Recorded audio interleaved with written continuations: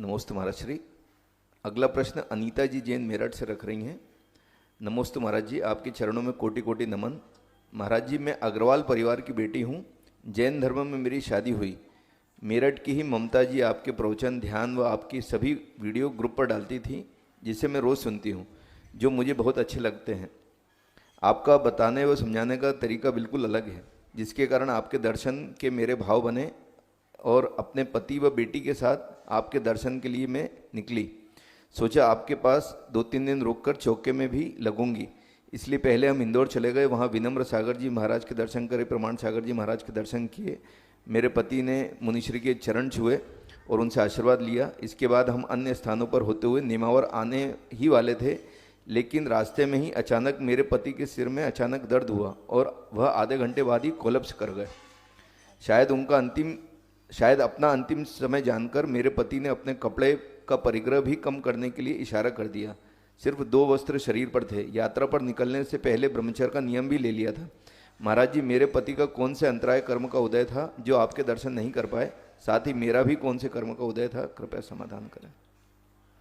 भाव उत्पन्न होते ही पुण्य का बंध शुरू हो जाता है। होनहार बहुत अच्छी थी, इसमें ऐसा माने अपन, नहीं तो इस समय में आप घर भी रह सकते थे, जो कार्य कर रहे थे वो भी कर सकते थे। आप गुरु दर्शन के लिए घर त्याग चुके थे, बीच रास्ते तक आ चुके थे और इस समय आपके पति की प्राण निकले। इसका अर्थ है कि उनकी गति बहुत अच्छी ही हुई है। प्रभु दर्शन, गुरु दर्शन के निमित्त से यदि आप यात्रा में निकले और अपने साथ कुछ ऐसा हो जाए तो ये मान करके चलना है, वह जीव निकट भव्य जीव माना जाता है। जैसे पद्म पुराण ग्रंथ में आया, जब हम सोचते हैं कि भगवान के दर्शन करने जाना, वहीं से उपवासों का फल मिलने लग जाता है। अभी बिस्तर से आप उठे भी नहीं हो, आपने सोचा कि भगवान के दर्शन करना जाना है, तैयार होते हैं, उपवास कई गुना बढ़ जाते हैं, वस्त्र धारण करते हैं, द्रव्य धोते हैं और कई गुना उपवास बढ़ते चले जाते हैं, घर छोड़ते हैं कई गुना, मंदिर के रास्ते में आ जाते तो कई गुना, देहरी तक पहुँचते तो कई गुना। तो ठीक ऐसे ही आपने भाव बनाया कि गुरु की वंदना करने जाना है, तो इसका अर्थ है पुण्य कमाना तो आपने शुरू कर दिया, आपके पति महोदयों ने भी कर ही दिया था।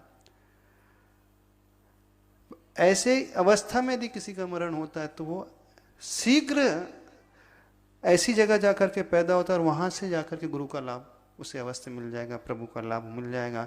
और ऐसे जीव वो होते हैं जो निकट समय में ही अपना आत्म कल्याण करने वाले होते हैं, स्वयं मुनि बन करके आत्म कल्याण करने वाले होंगे। ऐसी इस दृष्टि से उसे देखेंगे तो बहुत अच्छा होगा। हाँ, नहीं हो पाए हैं तो उसमें कोई अंतराय कर्म का उदय था, उससे ज़्यादा विकल्प नहीं करना, लेकिन जो पाया है उसे देख करके अपने आप को संभालना चाहिए।